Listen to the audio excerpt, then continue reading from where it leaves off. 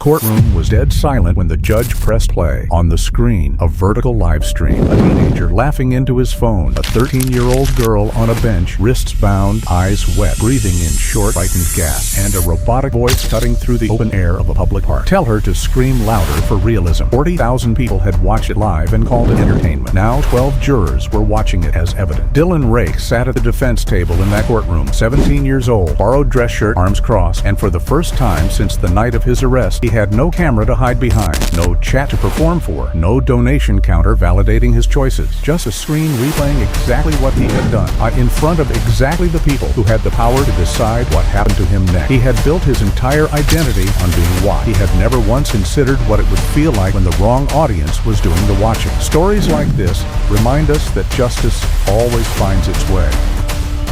If you believe in accountability, subscribe now and tell us what you think below. This is how it all began.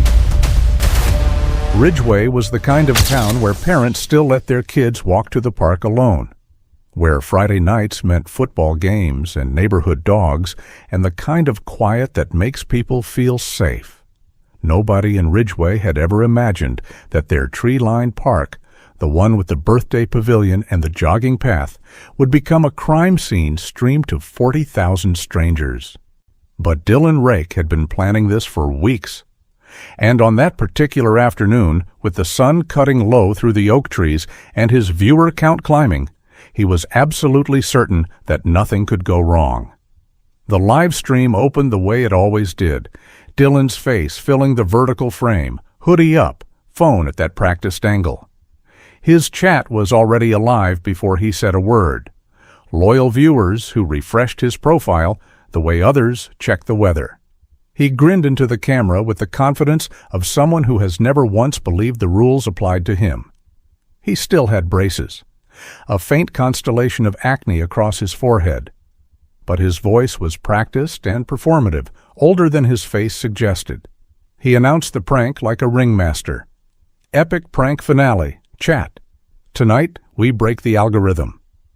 Below his feet, half hidden by a duffel bag, sat a tangle of zip ties and a small Bluetooth speaker, props arranged like stage marks, waiting for their moment. He panned the camera slowly, deliberately. And there she was, Layla Alvarez, 13 years old, sitting rigid on a wooden park bench, wrists bound in front of her, eyes glassy and wet. She was breathing in the shallow, rapid way a body breathes when it stops trusting the situation it has been placed in.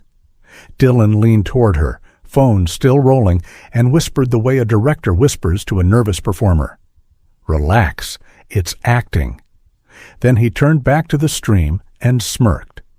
What he didn't notice, what didn't register even slightly, was the park security camera mounted on a pole directly behind the bench, its lens aimed without mercy at everything he had arranged so carefully. He had placed his stage inside a permanent surveillance system and called it clever. The automated donation alerts were firing. A small speaker clipped beneath Dylan's jacket translated incoming payments into text-to-speech audio in real time. One message triggered and played cleanly into the open air of that park. Tell her to scream louder for realism. Dylan laughed, pointed at the camera, and said, "Receipt." He thought that was funny. He thought it was content.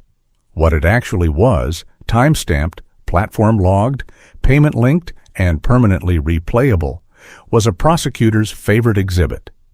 That single audio clip would later be played in a courtroom, and when it was, not a single person laughed. Then the sirens started. Distant at first, the kind of sound you dismiss as background noise. But they grew and they didn't fade. And Dylan's chat shifted without warning. The laughing emojis slowed. Question marks multiplied. "Is this real?" "She looks actually scared." "Bro, those cops are close." Dylan didn't panic. He narrated like a sportscaster calling the play, "Chat, watch how fast they come." He was grinning. He was performing. He was so deep inside the character of himself that he genuinely couldn't feel the ground shifting beneath his feet. The squad cars rolled into the park entrance in a cluster. Not one patrol car cruising through, multiple units, doors opening fast, officers stepping out with the alert posture of people who had been told this might be dangerous. Layla was crying now, not acting crying, not the performed emotion Dylan had coached her through in DMs, but the real kind, the involuntary kind, the kind that comes from a body that has been restrained in a public space while uniformed adults converge from every direction. Her body had stopped differentiating between staged and real. Dylan's grin held, stubborn and adolescent, like he still believed that explaining himself would dissolve the situation. An officer stepped toward him. "Step back, hands visible, phone down." Dylan answered the way someone does who has never been in genuine trouble. "It's a prank, bro. It's for content." The officer did not soften. He repeated the command. Dylan kept the phone up because the stream was his identity and his shield, and the only thing standing between him and the reality closing in around him. Then came the sound, short, metallic, mechanical. The handcuffs ratcheting closed around his wrists. His phone tilted toward the grass. At the image shaking, the chat going completely berserk in every direction.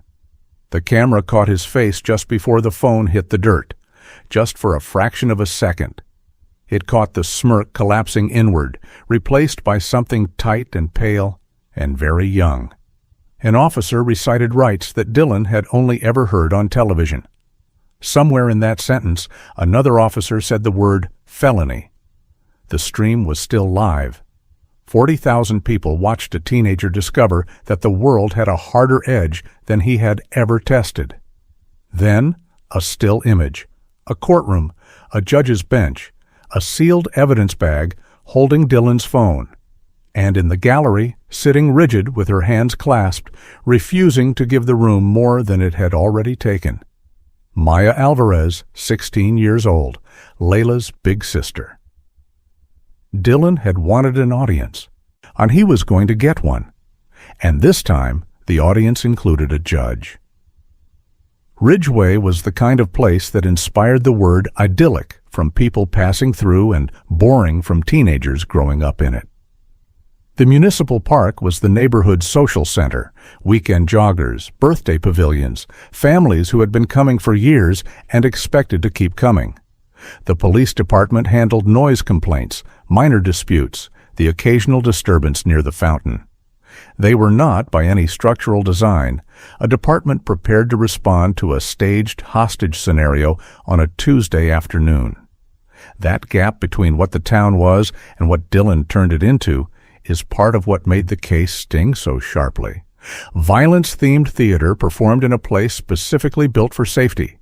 Maya Alvarez was 16 and had been doing the math of responsibility since she was 12. Her mother, Elena, worked double shifts at a distribution center 2 towns over, long days that started before sunrise and ended well after dark. Maya had learned to run a household the way other teenagers learn to run social media profiles. Constantly, anxiously, with the understanding that missing one detail could change everything. She packed Layla's lunch. She tracked homework. She enforced curfews with the quiet authority of someone who understood that structure was not about control. It was about safety. Teachers used the same vocabulary every year: responsible, focused, mature, beyond her age. What they didn't say was that maturity at 16, when it comes from necessity rather than choice, is exhausting in ways that a teenager should never have to manage alone. Layla was 13, that precise, complicated age that exists between childhood certainty and teenage ambition, with none of the tools to navigate the gap. She wasn't reckless. People would say that later as if recklessness were the explanation, when the real explanation was simpler and darker. She was impressionable, and she was targeted by someone who understood exactly how to use that. She adored Maya. She wanted access to the high school world her sister moved through with apparent ease. She mistook proximity to that world for safety inside it, which is not a character flaw. It's what being 13 looks like when someone older decides to exploit it. Dylan Rake was locally famous in the way teenagers become locally famous. 40,000 followers, a hallway notoriety, a presence that preceded him into rooms. He filmed teachers, security guards, strangers, learning early that the more uncomfortable someone looked on camera, the better his numbers were. School administrators had spoken to him multiple times. Written warnings existed in his file. Adults had tried, in the careful institutional language available to them, to tell him that what he was doing was not harmless. Dylan had absorbed each conversation as confirmation of his own significance. Controversy was not consequence. Controversy was the brand. Each warning had simply taught him that the attention outlasted the punishment. The DM arrived on a Tuesday evening. Layla was on her phone in her bedroom, half watching, half scrolling, the dual-present state of teenagers everywhere. The message came from Dylan's secondary account, the one used for collab recruiting. The pitch was casual and targeted, a comedy skit, easy roll, 20 minutes in the park, $50, a shout-out to 40,000 followers. He used the word viral. He used the word famous. He had studied, with the precision of someone who had done this before, exactly which words worked on a 13-year-old watching her sister navigate a world she wanted access to. Layla didn't tell Maya. She told herself it was because Maya would overreact. The truth was simpler. Part of her knew Maya would say no.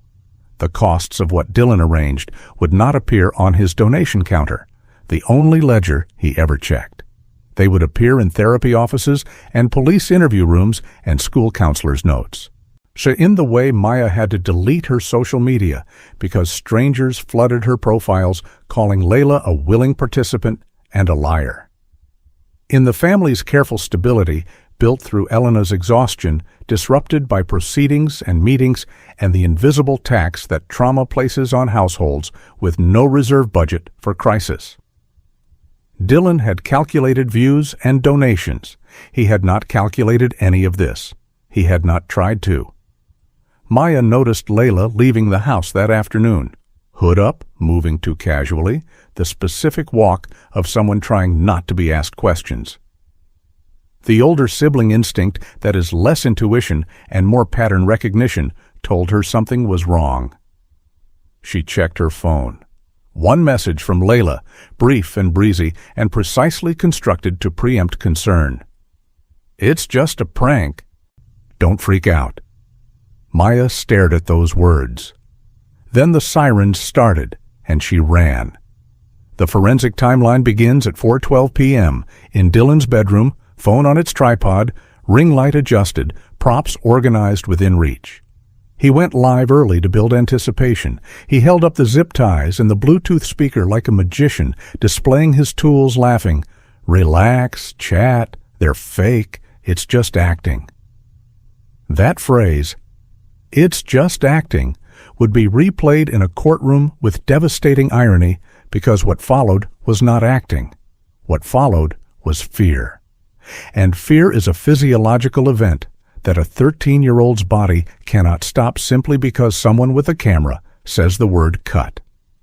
At 5:02 p.m., Layla arrived at the park's east entrance.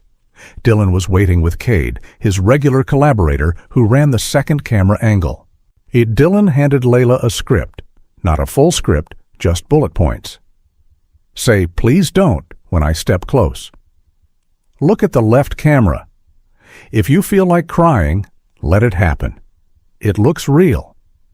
He was directing a child with the confidence of someone who had never once considered that the distance between staged emotion and genuine distress could collapse. Layla laughed at first, the nervous laugh of someone trying to match a room's energy when they feel less certain than everyone else. She kept laughing until the zip tie went on. Dylan bound her wrists with the focus of someone who had rehearsed the moment. At first it was loose. Layla flexed her hands, confirmed she could wiggle free, told herself it was manageable. Then Dylan said, with the same casual authority he used for everything, "Let me tighten it a notch. For realism. Not cruelly, not viciously." with complete indifference to how it felt, because how it felt was irrelevant in his operational framework. What mattered was how it looked. Layla said nothing. She told herself this was what being cool looked like, absorbing discomfort and calling it fun. She was wrong, and the moment she understood she was wrong was the moment the afternoon changed shape permanently. A jogger named Robert Hess was on his third lap of the path when he heard Layla's voice shift. He couldn't have articulated the specific timbre of a teenager's voice crossing from performance into genuine distress. But his body understood it before his mind did. He slowed. He looked. He saw the restraints. He saw her face. He made a decision in approximately 4 seconds that every subsequent proceeding would recognize as a turning point. He called 911. His voice on the recording was calm and clear. He described exactly what he saw. He had no stake in the situation except the basic human instinct to protect a child who looked frightened. What Robert Hess didn't know, what no one outside Dylan's planning knew, was that Dylan had already placed his own call. From a VoIP service tied to his email using a spoofed number, Dylan had called dispatch describing a teenager with a knife near the park bathrooms. He did this because he wanted fast response. He wanted the drama of multiple units arriving quickly. He had calculated that a faster response meant better content. What he had actually done was alter the operational posture of every officer arriving at that park, who were now moving through a scenario categorized as potentially dangerous, with all the heightened awareness that designation requires. The officers arrived moving quickly, scanning for a specific threat. Layla was directly in their field of view, restrained, visibly distressed, surrounded by strangers. Dylan kept streaming. He narrated over their commands. He held the phone higher to capture their approach. He called out to his chat, "You seeing this?" In the gap between his performance and their reality, there was a moment, brief and fortunately not catastrophic, where the situation could have become something far worse than it became. The responding officer's professionalism was the only thing standing between Dylan's prank and a genuine emergency. The moment the first officer's hand closed around Dylan's wrist, the chat fractured.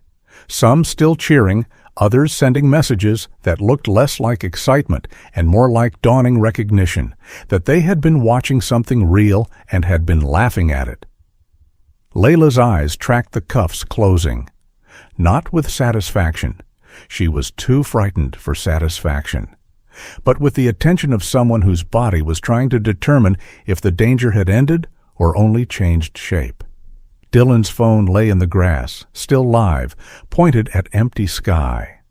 And on a platform's servers, every frame of everything that had just happened was already being preserved. The fluorescent light of Ridgeway PD made every face look slightly unwell, and Layla sat beneath it, wrapped in a department blanket. A victim advocate named Sandra kneeling at her eye level and asking careful, unhurried questions. Layla kept rearranging the same sentence. "I thought it was pretend." "He said it was pretend." "I thought it was supposed to be pretend."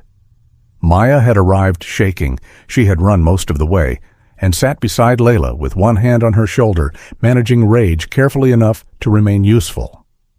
3 rooms down the hallway, Dylan was asking a detective, with the easy tone of someone who expected to be understood, whether he could get his phone back. He mentioned his follower count. The detective wrote this down. Digital preservation orders went out within 2 hours.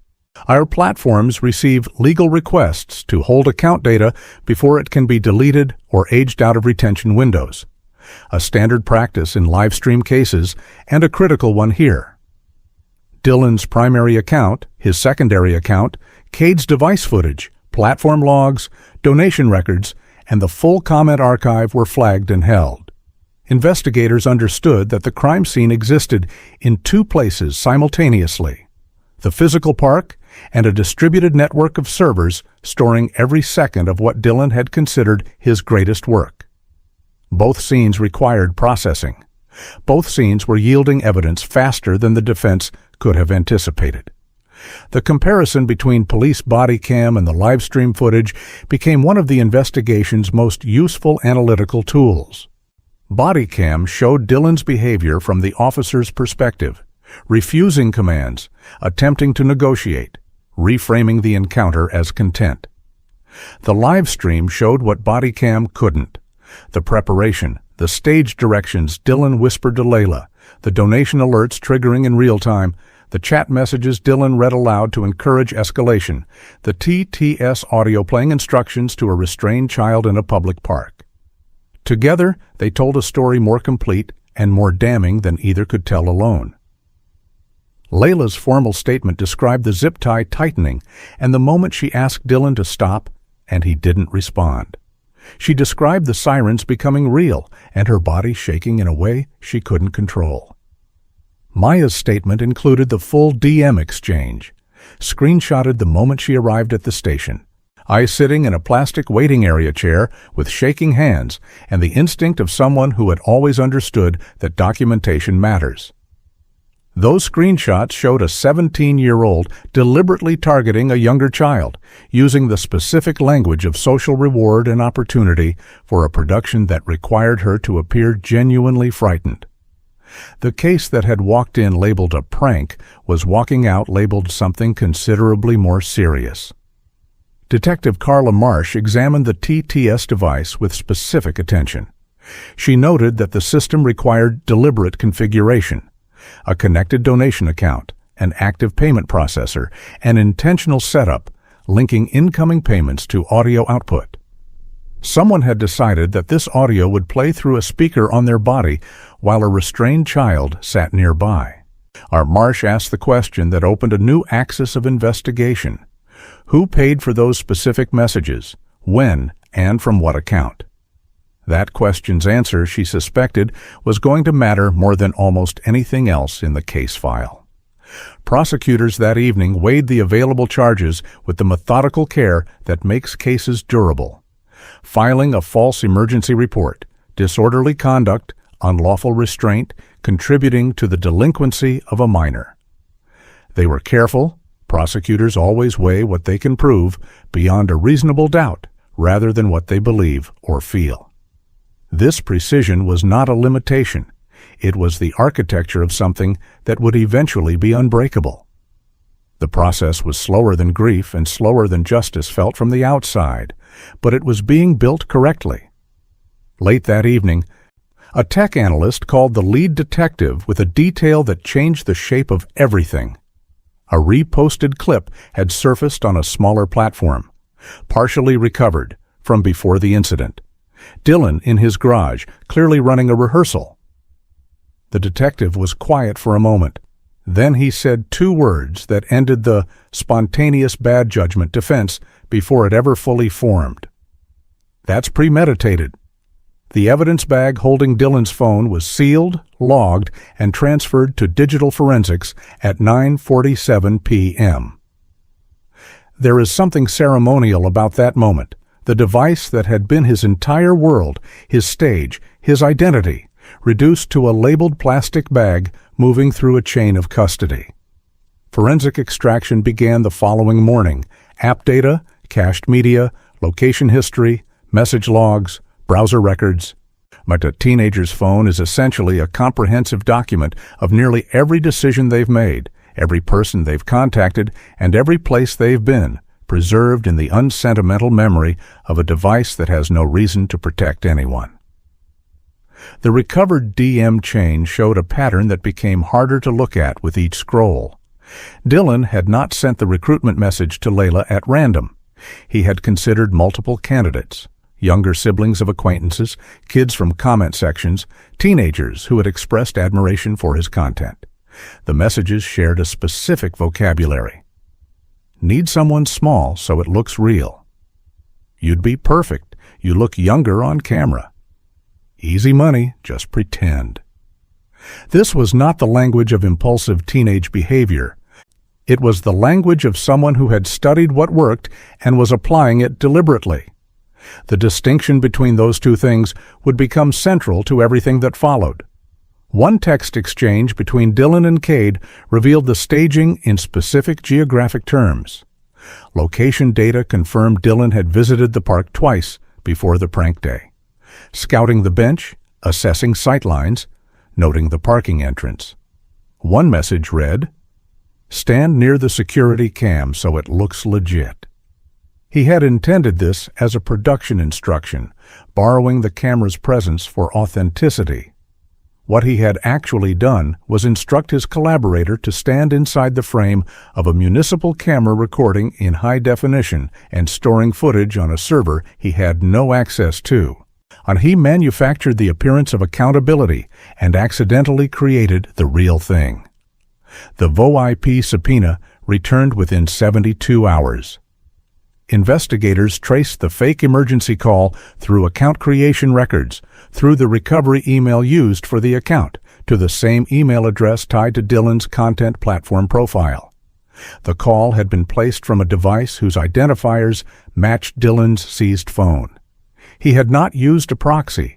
He had not used a different email. He had used his own digital infrastructure, the same footprint that ran his entire online life, to file a false report describing a teenager with a weapon. The telecom specialist who reviewed the records called it, in a briefing with prosecutors, one of the cleaner paper trails I've seen.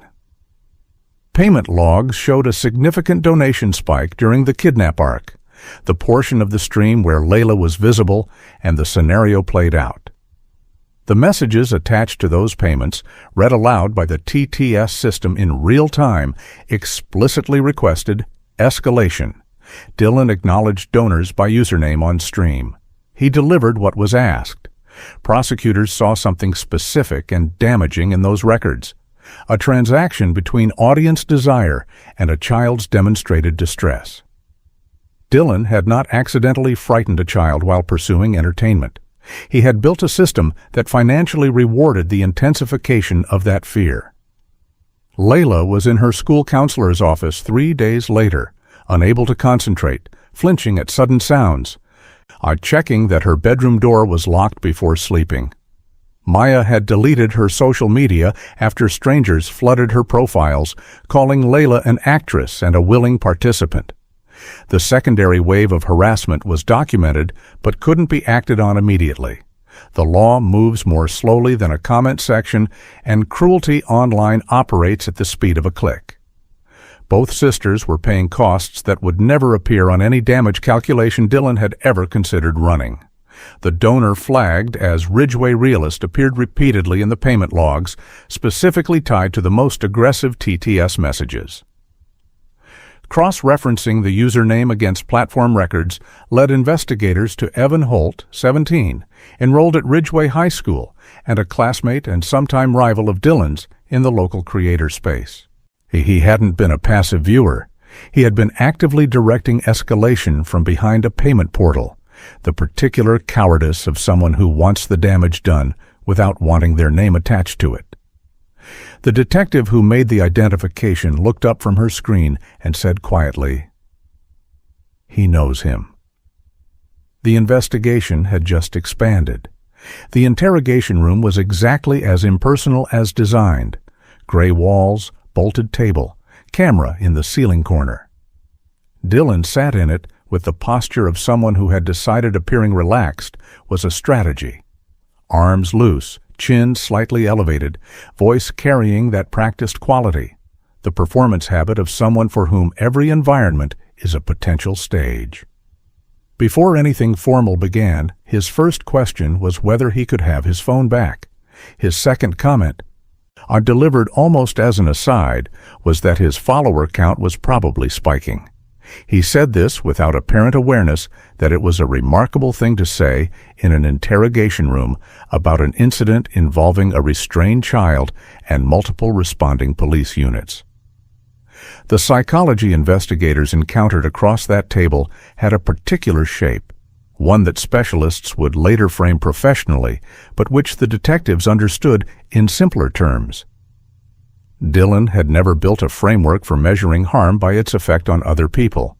His entire operational model measured by attention. Content was good when it got views. Content was meaningful when it got talked about. In this framework, Layla's visible distress was not harm. It was performance value. Her fear was not something he'd caused. It was something he'd captured. That distinction had never been installed in him, and he was 17 years old, sitting in a room where that gap was about to become a legal problem that couldn't be narrated away. When detectives played the clip of Dylan tightening the zip tie, clearly captured on the security camera, his response was a shrug and one word: editing. Not a legal strategy, not counsel's advice. The reflexive response of someone whose relationship with recorded media was so intertwined with manipulation and curation that he genuinely seemed to believe he could retroactively reclassify what had been captured. When detectives showed him the DM, "Need someone small so it looks real," Dylan pivoted without hesitation. Cade wrote that. He offered no evidence. He didn't pause to assess credibility. The blame shifting was not a chosen tactic in that moment. It was the default mode of a person who had never been required to own a consequence. Dylan's mother, Patricia Rake, arrived in the third hour. She was visibly shaken, the specific quality of a parent seeing their child's ordinary face framed by an institutional setting and understanding, perhaps for the first time, how serious it was. She reached for his hand. Dylan pulled back and told her in a low, flat voice not to cry because the room was being recorded. His mother flinched. The detective noted it. What Dylan revealed in that sentence was not performance. It was reflex. Even here, with his freedom genuinely at risk, his primary instinct was managing optics. He was incapable of turning the camera off even when no camera was running. On detectives mentioned Layla's age, stated it clearly, and watched his face. Dylan replied, "That's why it's funny." The room changed temperature, not dramatically, in the quiet way that happens when a person says something that removes all remaining ambiguity about who they are. The detective underlined that phrase in his notes. The prosecutor, reading the interview transcript the following morning, immediately understood that it was the sentence that would anchor every argument she made about intent. Not, "I didn't mean to scare her." Not, "I didn't realize how young she was." That's why it's funny. Age as the punchline, youth as the mechanism, fear as the product. After counsel was formally requested, the interview ended with the procedural snap of that boundary closing. Prosecutors determined that release conditions needed to reflect the specific risk Dylan represented. Access to platforms, 40,000 followers, a documented pattern of escalating behavior, and a psychological profile suggesting he was more likely to livestream a response to his arrest than to quietly reflect in his bedroom. Proposed conditions were restrictive: no streaming, no platform access, surrendered devices, GPS monitoring, no contact with victims. Dylan, when his attorney explained these possibilities, reportedly laughed. His attorney's face did not. The evidence locker received Dylan's Bluetooth speaker that evening. The technician processed it, labeled it, and sealed it on its shelf. The label read, "TTS audio device, seized." She closed the metal door, and the echo of that door was the sound of something irrevocable completing. He had thought the prank's staged nature protected it. He had thought that calling something content reclassified the harm done in its making. What he had not understood, what he was now, slowly and too late, beginning to understand, was that the law has always maintained one position. The harm to a real person is real, regardless of what the person causing it calls the act. Dylan entered the courtroom in borrowed clothing, dress pants, and a collared shirt that fit approximately but carried none of his practiced ease. He looked like himself impersonating someone more serious, which was accurate. He scanned the gallery the moment he walked through the door, looking for cameras, familiar faces, the audience geometry of a space he was trying to read. Well, what he found was a room arranged for a different purpose entirely. Polished wood benches, an elevated judge's bench communicating authority by its physical height, and in the gallery, sitting very straight with her eyes fixed forward with deliberate precision, refusing to give him the satisfaction of a reaction. Maya Alvarez. Judge Patricia Wren's presence communicated authority without requiring announcement. She settled into her chair with the efficiency of someone for whom this room was a workshop, not a stage. When she spoke, the courtroom acoustics amplified her voice in a way that made every word feel intentional, because they were. Charges were read aloud in the flat, procedural language of a charging document, filing a false emergency report, unlawful restraint, contributing to the delinquency of a minor disorderly conduct. Dylan listened with the slight, involuntary expression of someone whose list came out longer than expected. He said, "Yes, Your Honor," when asked if he understood each charge, in a tone that was casual, in a way that did not go unnoticed. A D.A. Rachel Kim's bail argument walked the judge through the fake emergency call with precision. The VoIP account, the spoof number, the description of a teenager with a weapon that sent officers into the park at heightened alert. She argued that every responding officer had arrived, believing they might encounter real danger because Dylan had engineered that belief deliberately. She said this was not a prank gone wrong. It was a constructed scenario that had weaponized emergency response against everyone in that park, including the child Dylan had paid to appear frightened. She used the word deliberately 3 times in a single paragraph. Defense counsel argued youth, clean record, and the framing it would maintain throughout all subsequent proceedings. A prank that got out of hand. He used immaturity 4 times in 3 minutes. He noted school enrollment, parental home, no prior arrests. The courtroom absorbed this. The prosecutor rose for rebuttal with a single question. If this was a lapse in judgment, why were there zip ties in a duffel bag, a pre-configured TTS system, and a false emergency report filed from his own email? Lapses in judgment, she noted, do not typically require weeks of preparation. The room's silence after that rebuttal was not neutral. Judge Wren allowed Maya to make a brief preliminary statement, not the full victim impact testimony, which would come later, but a preview of the ongoing harm. Maya spoke in a controlled voice that lost its steadiness for exactly 1 sentence. She said that since the incident, Layla panicked whenever she heard sirens. She didn't elaborate. She gathered herself and sat down. Across the room, Dylan looked away. He had the expression of someone who had decided a thing was irrelevant, and the expression sat very poorly on him in this room, before this judge, in the middle of a process that operated independently of his decisions. Bail was granted with conditions that functioned, for Dylan, as a dismantling of his identity. No streaming, no platform access, surrendered devices, GPS monitoring, movement restrictions, no contact with victims. When the judge enumerated them, Dylan's jaw tightened. The visible? An involuntary response of someone registering that something they had always taken for granted was now absent.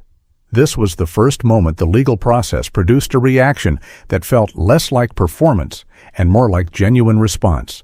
The realization that authority could reach into the specific architecture of his life and remove the thing that made it feel like his. As the session concluded, the prosecutor mentioned the recovered deleted clip titled "Kidnap Test Run" in passing, almost conversationally, because she wanted to observe the defense table's reaction. Dylan's attorney stilled for approximately half a second before resuming professional posture. Half a second was enough. The gavel fell, the session ended, and Dylan was led out through the same door he'd entered by, this time without scanning the gallery for an audience. But the smirk did not return. The reposted clip had been saved by a follower who screen-recorded Dylan's stream on a secondary device, a practice common among viewers anticipating content deletion. It was 11 minutes, low resolution from the secondary capture, but clear enough. Dylan in his garage, holding zip ties, talking to Cade, running through choreography. He was laughing. He was confident. The clip contained one-sentence investigators circled immediately. Not because it was the most incriminating line on the recording, but because it was the clearest window into his operational thinking. If cops show up, keep filming, don't stop. That instruction was advanced preparation for the specific event that subsequently occurred. In the precise legal meaning of the word, it was premeditation recorded in audio form, filed on a server, and retrieved by the investigation. Cade Monroe sat across from investigators in a room with the same fluorescent light, the same bolted table, but different energy. Cade was not performing confidence. He minimized. He hadn't really understood. It was Dylan's idea. He'd just been holding the phone. Investigators listened patiently, then pulled up metadata from Cade's own device. Timestamps, GPS coordinates, recovered footage clearly shot from his camera angle. Cade's posture changed. His hands moved to the table. He asked in a voice that had dropped considerably whether he was going to be charged. When his parents arrived, he asked if there was a way to help himself. Investigators said there might be. They would need the full story, all of it from the beginning. The identification of Ridgeway realist as Evan Holt arrived through cross-referencing donation platform records, payment processor verification data, and the username's historical activity on Dylan's streams. Evan was 17, Ridgeway High, and occupied a specific position in the local online ecosystem. A smaller creator who had been trying for 2 years to reach Dylan's follower count had not succeeded, and had arrived at the combination of admiration and resentment that develops when someone watches a peer succeed at exactly what they want. He had paid for the most aggressive TTS escalations. He had directed the performance from behind a payment portal with the cowardice of someone who wants damage done without having their name attached to it. He had gotten precisely what he paid for.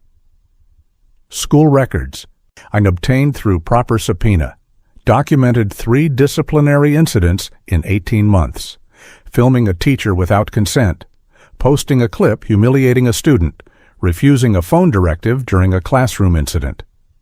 Each time, consequences had been applied. Each time, Dylan had returned to content creation within days with no apparent behavioral modification. The lesson he absorbed from each intervention was not what was intended.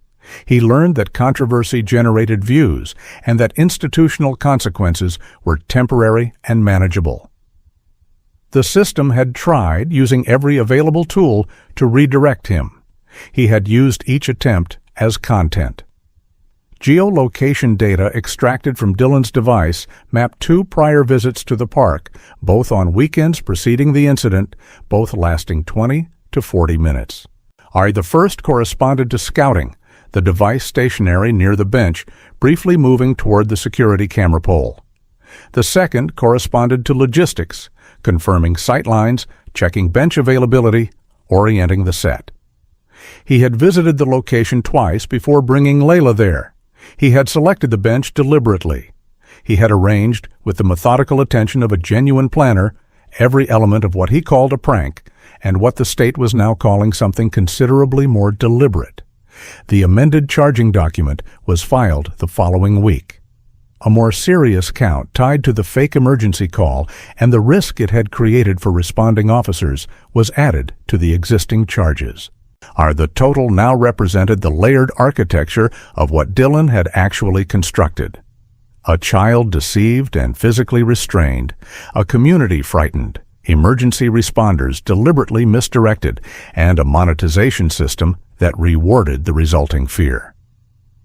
Prosecutors released a brief statement outside the courthouse. Careful, professional, revealing only what was already public record. The families were not there. Maya and Layla were in a therapy waiting room across town. Maya's phone buzzed with a news notification about the amended charges. She looked at it for a moment, then placed it face down on the seat beside her. She reached over and put her arm around her sister. Layla leaned into her. Neither of them spoke. Outside the waiting room window, the ordinary world continued. Cars, clouds. to a dog being walked on a leash, entirely indifferent to the fact that two sisters were sitting in a hallway waiting for a process to finish that they hadn't asked to be part of. The therapy office was designed to feel removed from the sharp-edged quality of everything outside it. Calm, neutral, deliberately quiet. Layla sat across from Dr. Reyes, twisting a rubber bracelet on her wrist in the repetitive way the body finds small anchors when the mind is working through something large. She said she felt stupid.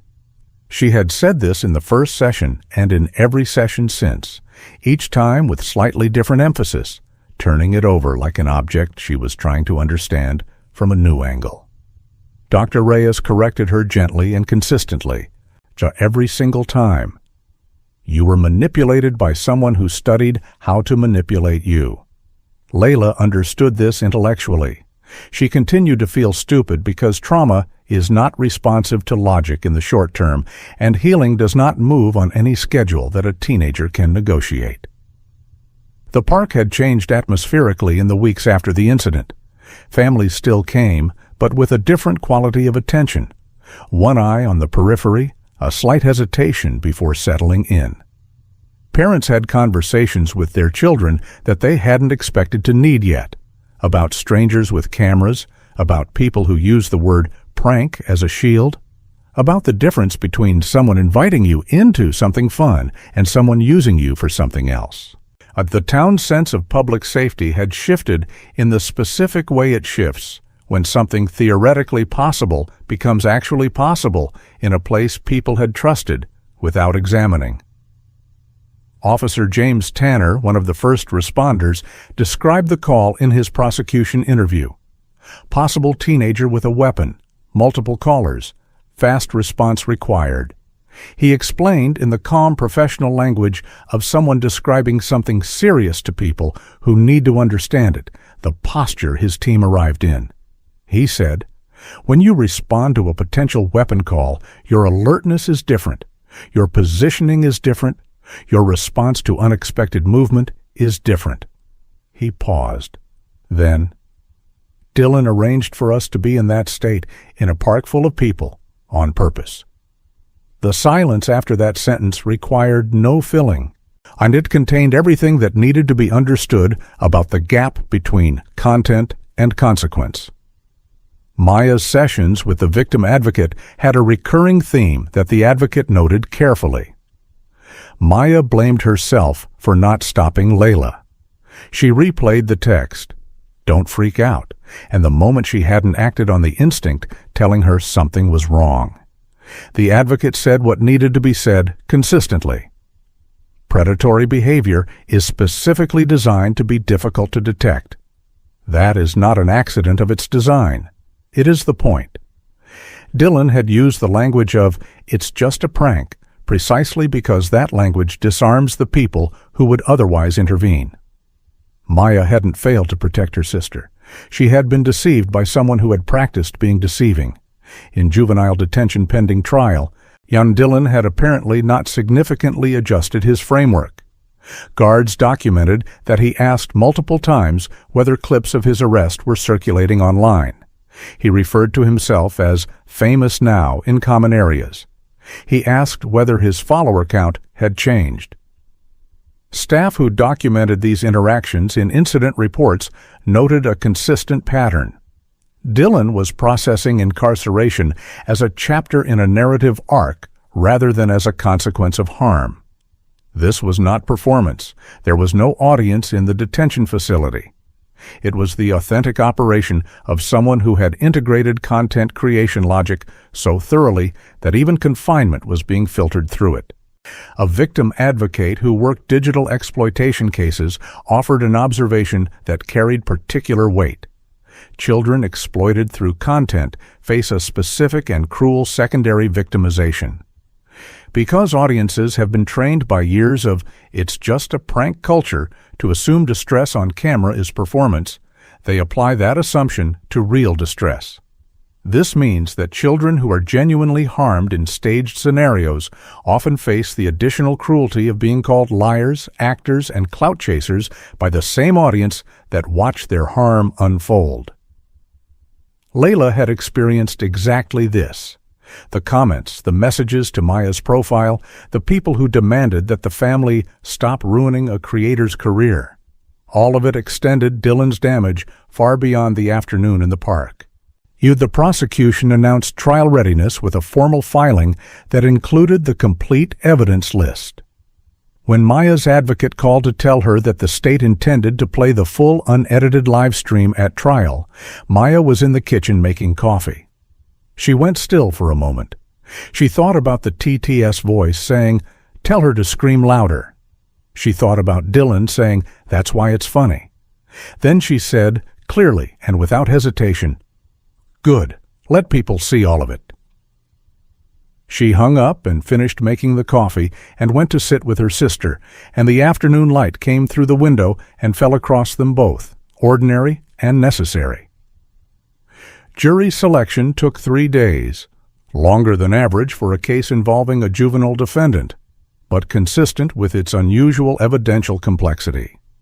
The court needed 12 people who could evaluate live stream footage as evidence rather than entertainment, who had considered opinions about prank culture without calcified conclusions, and who could hold simultaneously the reality of a 17-year-old defendant and a 13-year-old victim without collapsing one into the other. Voir dire questions reflected this challenge. Social media use, opinions on online pranks, whether a person's age affected their accountability for planned actions. The process was careful. The stakes of getting the jury composition wrong were clear to everyone in the room. The defense narrative, as it emerged through opening arguments, was built on immaturity as its foundation. Counsel painted Dylan as a teenager swept up in online culture, genuinely unable to perceive the line he was crossing. He's shaped by an environment that rewarded risk-taking with views and validation. This argument had the advantage of containing partial truth. The environment did reward those things, and Dylan was genuinely a teenager. What the framing strategically omitted was the evidence of planning, preparation, and deliberate escalation that made "swept up by circumstance" factually unsustainable. The defense needed jurors to see a kid. The prosecution needed jurors to see the planning behind the kid and to understand that one did not cancel out the other. Ada Kim's opening argument was precise in a way that felt architectural, each element placed for load-bearing function. She told the jury this case was not about whether teenagers made bad decisions. It was about a specific series of specific actions: deliberate recruitment of a 13-year-old child, deliberate application of physical restraints, deliberate filing of a false emergency report designed to bring armed officers into contact with a frightened child, and deliberate monetization of that child's visible fear. She said "deliberate" 5 times. She said it once more quietly at the end. Deliberate is not a mistake. The word hung in the courtroom after she sat down. The court's victim protection protocols for Layla's testimony had been carefully negotiated. She would testify with a support person beside her. The gallery would be restricted to essential parties during her portion. Defense questions would be reviewed before being asked. And these measures existed not as special accommodation, but as recognition of a legal reality. Unprotected testimony from young victims in cases involving the person who harmed them often produces re-traumatization instead of truth. The system had learned through difficult experience that accessibility of truth requires safety conditions. The protocols were not leniency, they were good procedure. The evidence list read into the record by the court clerk took nearly 8 minutes. The DMs, the VoIP records, donation logs, TTS audio device, platform preservation records, the full live stream footage, unedited, security camera footage from the park, body cam footage from 3 responding officers, the rehearsal clip, Cade's cooperation agreement, Evan Holt's donation records, the forensic device report, geolocation data, on school disciplinary records, victim statements, expert witnesses on digital forensics, adolescent psychology, and emergency response protocols. Each item was read in flat procedural language that stripped drama and replaced it with weight, the weight of evidence properly collected, preserved, and now being placed before the law. Dylan's demeanor through these preliminary stages was managed carefully and slipped repeatedly. He wore an expression of forced gravity, shoulders squared, eyes forward. But he kept glancing at the gallery door where press was permitted to stand. He whispered to his attorney twice during the evidence reading. When the attorney responded both times with the small gesture of a person asking a client to stop speaking, Dylan complied briefly and then resumed scanning the room. He seemed, in each unguarded moment, to be assessing the media presence with the evaluative attention of someone who still believed that audience metrics were the relevant measure of how things were going. Judge Wren's warning to Dylan was delivered with the economy of someone who has given this warning before and has no patience for requiring it again.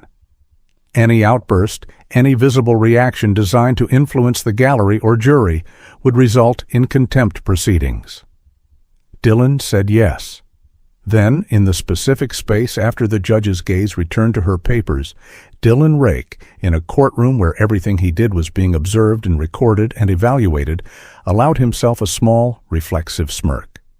It was brief, it was possibly involuntary, but it was visible, and the courtroom, which had been arranged for the purpose of truth and had no tolerance for performance, registered it the way rooms register things that don't belong in them. Detective Marsh read Dylan's messages into the trial record the way a geologist reads a core sample, layer by layer, each one telling you something about the conditions that produced it. Need someone small so it looks real. Zip ties look real but won't cut if you keep them loose. Cops will come fast if the call sounds right. The messages had been sent across multiple days to multiple people being recruited into different roles. Each one individually could be argued around with creative framing.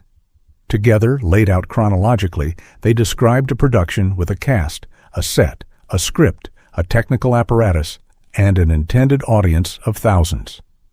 Maya kept her hands clasped through the reading. Her knuckles went white at the sentence about the zip ties. As digital forensics analyst Patrick Ossie explained the TTS donation system to the jury with the gift of making technical systems comprehensible to non-specialists. He showed the configuration data from Dylan's account, setup date, applied settings, speaker pairing. He played the recovered audio from the park incident, the specific messages triggered by incoming donations. The jury heard in the flat digital voice of an automated system, "Tell her to scream louder for realism." The courtroom absorbed this sentence in the context of everything preceding it, the DMs, the planning, the recruitment of a 13-year-old, and the silence that followed was the silence of people processing something they would not easily put down. The telecom witness was technical in the way most effective expert witnesses are. He stated facts, or showed documentation, and declined to speculate. The VoIP account had been created using Dylan's email. Here was the creation log with timestamp. The recovery email matched Dylan's platform registration. Here was the linkage documentation. The call was placed from a device whose identifiers matched Dylan's seized phone. Here were the identifiers from forensic extraction, and here were the matching identifiers in the VoIP authentication log. Defense suggested stolen credentials as an alternative explanation. The witness acknowledged the theoretical possibility and then noted no unauthorized access complaint had been filed. The recovery email was personal, and the device identifiers were unique to Dylan's hardware. The jury watched this exchange with the attention of people keeping score. And the security camera footage was presented alongside Dylan's own text to Cade. "Stand near the security cam so it looks legit." And the forensic detail confirming the selected bench was within the camera's field of view. The footage itself was mundane, wide angle, static frame, timestamp. But what it documented was clear and damaging. Dylan knew the camera was there. He had incorporated it into his planning. He had tried to borrow its presence for authenticity and had instead created his own surveillance record, documenting his own actions in a medium he could not retroactively access, edit, or delete. Body cam footage was the moment the trial's emotional temperature changed most visibly. Jurors watched Dylan refuse commands while narrating for his audience, and they heard him address a responding officer as a fan. They saw the moment the officer's hands moved. Then they heard, in the courtroom, amplified and unmistakable, the sound of handcuffs closing. That sound did what physical sensory details do in legal proceedings. It made the abstract real. The charges they had been considering as written statements became, in the space of that sound, an event that happened to real people on a real afternoon. After the body cam footage ended, one juror wrote in her notebook for nearly 20 seconds before looking up. Defense cross-examination of evidence witnesses produced what it generally produces against strong forensic evidence. Not reversals, but attempts at alternative framing that the prosecution methodically closed. And the defense's most sustained effort targeted Layla's initial participation, her agreement, her positive DM responses, her attendance at the park. A DA Kim's redirect was simple. She is 13. The legal framework surrounding consent and minor participation exist precisely because the law recognizes that agreement obtained from a child through social reward promises by an older person who has studied how to obtain it is not the kind of agreement that transfers accountability from the recruiter to the recruited. The jury heard it clearly. Then the prosecutor stated, in the flat professional tone she had maintained throughout, that the next witness would be Layla Alvarez. A brief procedural pause while arrangements were made. During that pause, the courtroom made the sound of a room rearranging its attention. Samaya stood briefly when her sister walked in, just for a moment, a hand touching Layla's arm as she passed. The courtroom noticed. And Dylan, who had been managing his expression with moderate success for most of the morning, stopped smiling in a way that was clearly not a choice. Layla sat in the witness stand with the support advocate beside her, and her eyes fixed on a point 6 inches above the prosecutor's head, a neutral visual anchor that let her speak without giving the defense table her gaze unless she chose to.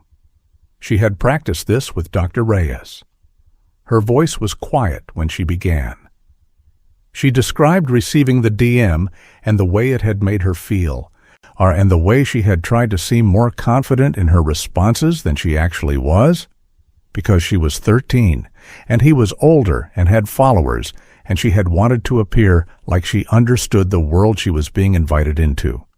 She said she had been excited. She said she had been trying to seem cool.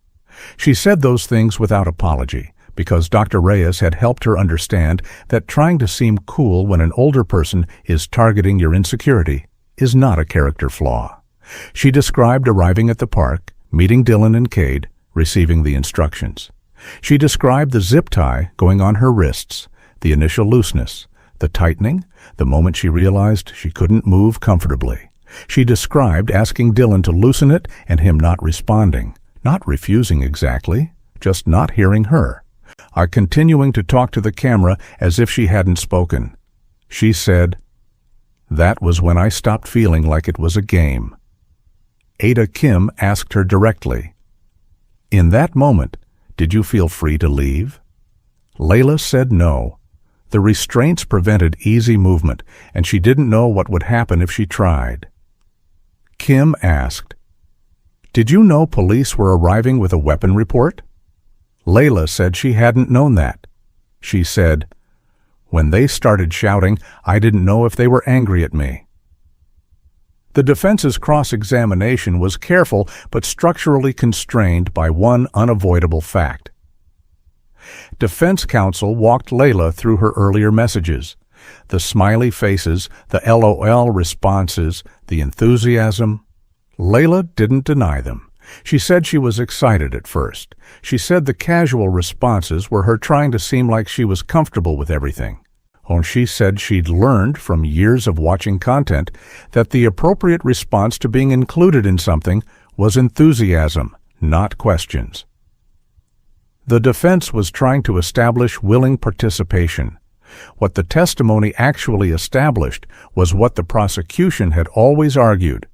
Layla had been recruited with tools specifically effective on a 13-year-old, and her performance of confidence in response was not consent. It was manipulation working exactly as designed. Maya testified about the aftermath with control that held until the last sentence. She described nightmares, sirens causing panic, therapy, school accommodations, deleting her social media. She described explaining to their mother, who had been working double shifts in the belief that the world would not harm her children, what had happened. And then she said, "He didn't prank my sister. He rented her fear." She said it in the tone of someone who had been looking for those exact words for a very long time. The courtroom went completely still. The jury was still. The gallery was still. The judge was still. Dylan, at the defense table, shifted in his chair. The specific shift of someone who finds a thing tedious because they refuse to find it significant. The contrast between what Maya had just said and how Dylan received it was one of the most damaging moments of the trial, and it required no commentary from the prosecution. Judge Wren had been cataloging Dylan throughout the afternoon with the specific attention of decades of experience. She had noted the jaw tightening during evidence readings, the brief dismissiveness during Maya's testimony. And now the impatient chair shift. She had not acted on any of it because none had constituted contempt. But she was watching. When the afternoon session ended, she stated clearly that the following morning would include playback of the test run clip. Dylan's attorney asked for a sidebar regarding admissibility. Judge Wren's response was measured, brief, and final. Motion denied. We'll play it. Dylan's attorney sat down. Dylan looked at the table. The prosecutor announced the next morning would also include Cade's testimony under cooperation agreement. Dylan's expression shifted slightly, the specific shift of someone recalculating after new information. Cade had been in his phone contacts for 3 years. Cade had been in that garage. Cade had stood at that second camera angle. Cade had heard every instruction and delivered every frame of footage that Dylan had not been holding himself. The prosecutor's announcement of Cade's forthcoming testimony was delivered in the same flat professional tone she used for everything, and it landed in the courtroom with the particular weight of a thing that cannot be undone. The kidnap test run clip played on the courtroom screen, and the jury watched Dylan rake in his garage, without production value, without filtered lighting and live chat energy and practiced narration. He was talking to Cade. He was holding zip ties and demonstrating how they should be applied. He said, "If someone cries, I can keep filming. That's the best content." He said, "The cops thing will get 1 million views minimum." He said, "We need her to look young and small on camera. It sells the story." The courtroom watched with the quality of attention that belongs to rooms where truth is finally arriving at the surface. There was no humor that could survive the context it was now playing in. What had seemed, in its creation, like the casual confidence of a teenager who believed he was untouchable, now read as exactly what it was: premeditation, self-recorded. Cade took the stand under his cooperation agreement with the clarity of someone who had decided that complete honesty was his best available option. He described the planning sessions, Dylan's specific criterion for the performer, the instruction to keep filming regardless of what happened, and the decision to use the security camera's presence as a production element. He described being at the park, his position, the sequence of events. He was asked whether he had at any point expressed concern about Layla's age. He paused. He said, "I told him she seemed young." He said Dylan had responded, "That's the point." When that sentence, "That's the point," landed alongside the earlier interrogation room sentence, "That's why it's funny," the prosecution's entire case architecture clicked into place in a way that needed no additional argument. Evan Holt sat in the witness stand and tried, with the effort of someone who had spent weeks preparing, to minimize. He said he hadn't thought Dylan would actually do it. He said the donations were jokes. He said he hadn't known Layla was 13. Ada Kim asked him, patiently and directly, why he had paid for messages, specifically requesting louder screaming and more visible distress if he hadn't believed Dylan would follow through. Evan sat with that question for several seconds. He said, "Because it gets more views." The courtroom received this sentence as a concise summary of the entire system that had produced the incident: the attention economy, the reward structure that converts human distress into engagement metrics, the cultural logic that Dylan had built a business model on. Dr. Nadia Chen testified on adolescent development, explaining genuine research on impulsivity, developing judgment, and the documented tendency of teenagers to underweight long-term consequences against immediate reward. She presented it professionally as science rather than advocacy.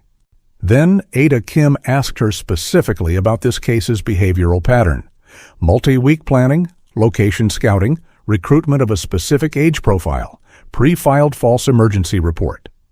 Dr. Chen said clearly, impulsivity as a developmental factor applies to spontaneous behavior.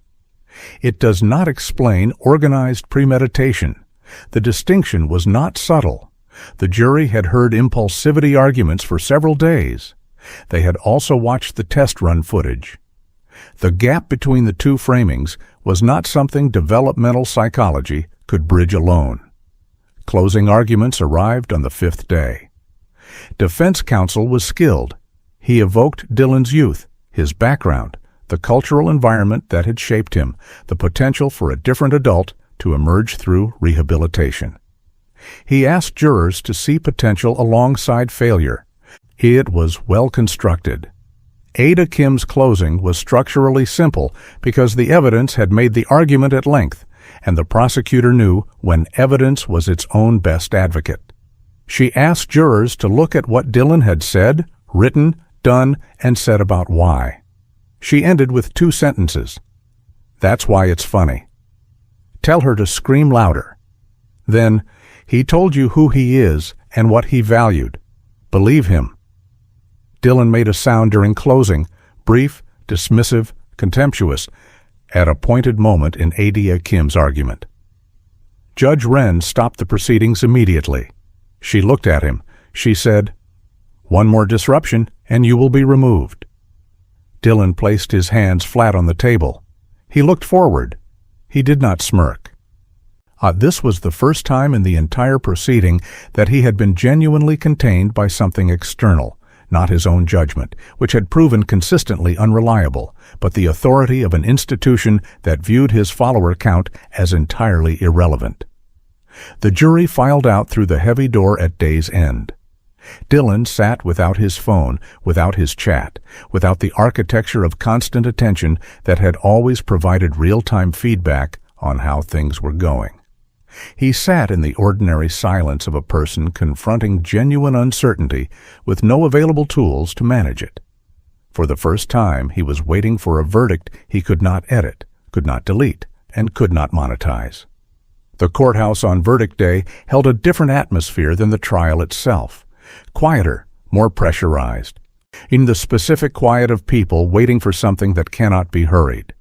Prosecutors reviewed notes they didn't need to review. Defense counsel consulted quietly. Victim advocates sat near Maya and Layla. Dylan waited in the holding area with the particular stillness of someone who has exhausted the available mental strategies and arrived at something approaching actual waiting. He tapped his foot. He stopped. He tapped it again. He had no phone to check, no viewer count refreshing, no donation alerts to validate the moment. Just a room and a closed door and the sound of institutional time moving at its own pace. Maya held Layla's hand in the hallway.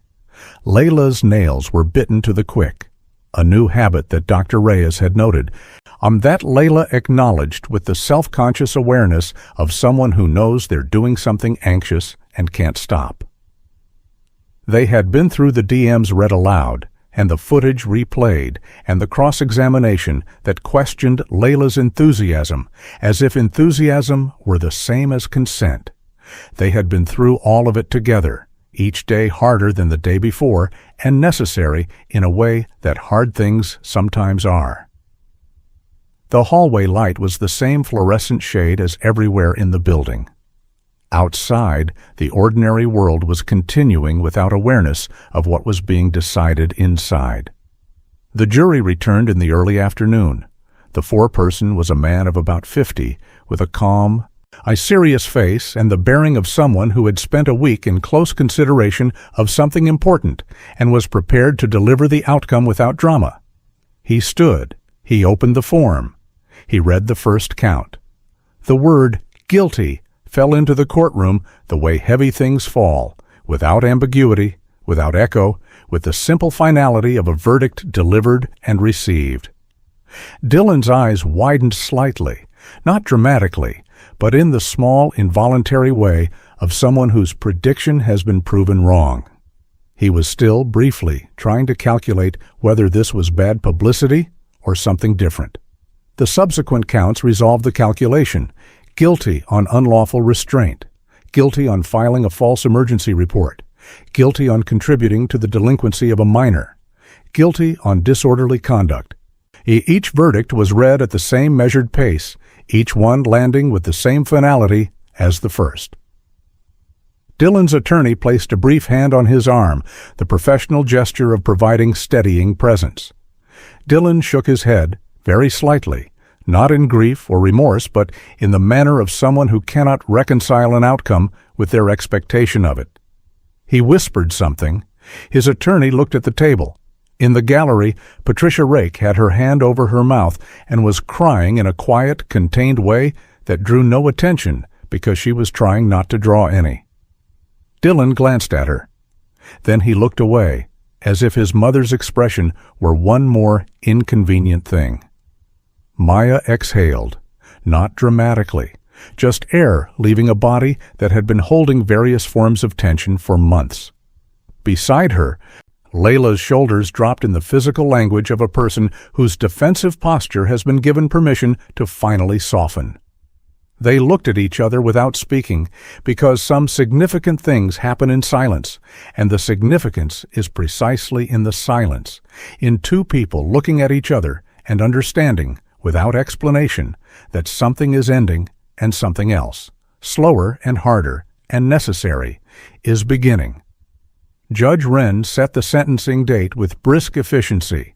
Firm date, no continuances anticipated, existing restrictions to remain fully in effect. Then Dylan, in the slight procedural relaxation that followed the formal session, asked his attorney in a voice not quite quiet enough whether he could at least post an apology before sentencing. His attorney froze. Judge Wren had heard it. She turned to the defense table with the expression of someone communicating a very precise message without requiring volume. She said, "Apologies are not content, Mr. Rake." Stated as fact. No anger, no theatrical weight. Just the clear, final language of authority that had stopped recognizing his operational framework as relevant. The gavel came down. Clean, final, the specific sound of institutional authority landing without compromise. It was a quieter sound than notification chimes, smaller than donation alerts. It had no algorithm amplifying it and no audience metrics measuring its reach. But in that courtroom, on that afternoon, it was the only sound that mattered.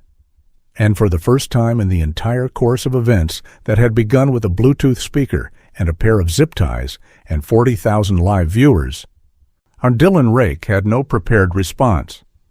The morning of sentencing arrived with the quality of finality that all previous sessions had pointed toward without fully delivering. The room was full, fuller than any previous session, because sentencing is the chapter people come to when they need the conclusion spoken aloud by someone with the authority to make it binding. A notice at the door reminded all parties that no recording devices of any kind were permitted. The irony was not lost on anyone who had followed the case from its beginning. a trial that had started with a live stream and proceeded through digital evidence for its entire length, concluding in a room where recording was forbidden. Dylan stood in it with no phone, no stream, no chat, no follower count, on just a courtroom and a judge and the weight of everything he had arranged for himself. Maya stood at the podium and delivered her impact statement with the specific composure of someone who has decided to be completely clear rather than emotionally spectacular. She described Layla's panic attacks in precise terms. They began with sirens and escalated into full physical distress that could last several minutes and could not be talked through until they ran their course. She described the therapy schedule, the school accommodations, the disruption to a 13-year-old's daily life. She described the financial strain on the family, therapy costs, time their mother had taken from work, secondary expenses that no damage calculation captures, but that are real nonetheless. And then she said the sentence she had been building toward for months. He stole something from her that she can't fully name yet, her sense that adults will keep her safe. Layla spoke briefly, shorter than anyone expected, and precisely as long as she needed. She said she hated that people online had called her an actress and a liar. She said she hated having to explain to people at school what had happened, as if the burden of explanation belonged to her rather than the person who had put her in the situation. She said she wanted to feel normal again. She said, "I don't want him punished forever. I just want it to stop mattering." There was a long pause after she finished. Then she walked back to her seat, and Maya put an arm around her, and Dr. Reyes placed a quiet hand on her shoulder. And the courtroom held that moment for exactly as long as it needed to.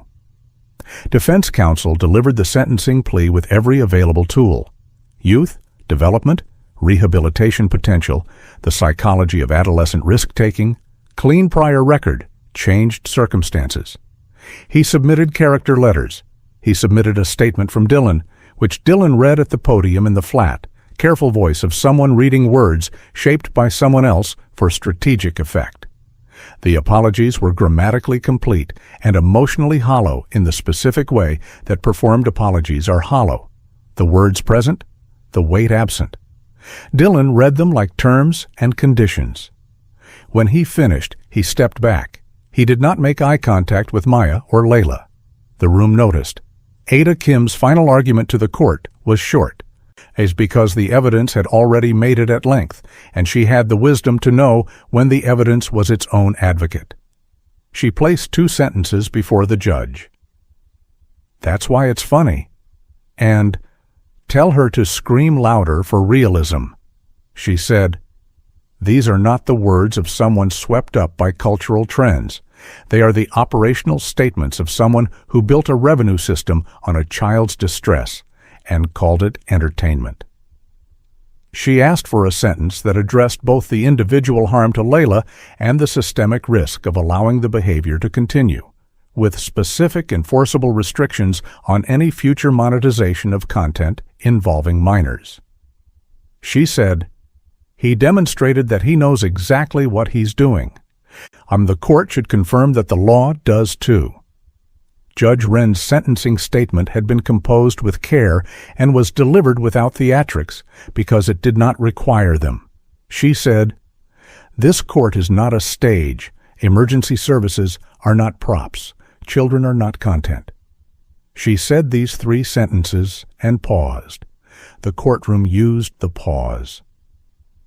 Then she sentenced Dylan to a period of juvenile confinement, followed by extended probation with strict digital monitoring, mandatory counseling and rehabilitation programming, significant community service under direct supervision with no recording capacity, restitution covering the documented therapy costs for Layla and the family's associated expenses, a multi-year no-contact order, and a long-term prohibition on monetizing any content involving minors without independently verified documented consent processes. She looked at Dylan. She said, "Attention is not a defense." The gavel fell. The courthouse doors opened into ordinary afternoon light, unremarkable, indifferent to the weight of what had just been decided inside the building it illuminated. Maya and Layla walked out together. No cameras were waiting for them. The advocate team had worked with courthouse staff to ensure that. No livestream tracked their exit. No chat recorded the moment. There was wind in the trees lining the walkway, the mundane sound of leaves in ordinary air, and the world continuing without ceremony. Layla looked up at the sky the way people do after being inside somewhere for a long time. Then she looked at her sister. Maya looked back. They walked down the steps together into the afternoon, into the slow and necessary work of returning to normal. Dylan was led through a different door, in a different direction. The cuffs were quieter this time. No 40,000 viewers, no Cade with a second angle, no TTS voice reading out donation alerts. Just the procedural reality of an institution responding to a court's decision. The door closed behind him. The courtroom emptied. The evidence was logged and stored in the careful archive of a completed case. The Bluetooth speaker sat in its evidence bag on a shelf. The live stream remained preserved on a platform server sealed by legal order. A 17-year-old's self-constructed monument to a plan he had believed was untouchable, documented in its own terms. Concluded in the frame he had never intended to capture. The cuffs closing, the phone falling, the grass, the empty sky. He had thought he would never be caught, because he had thought the harm wasn't real. The gavel proved otherwise. If you believe justice was served, share this story, because the only way stories like this matter is when they reach the people who need to hear them.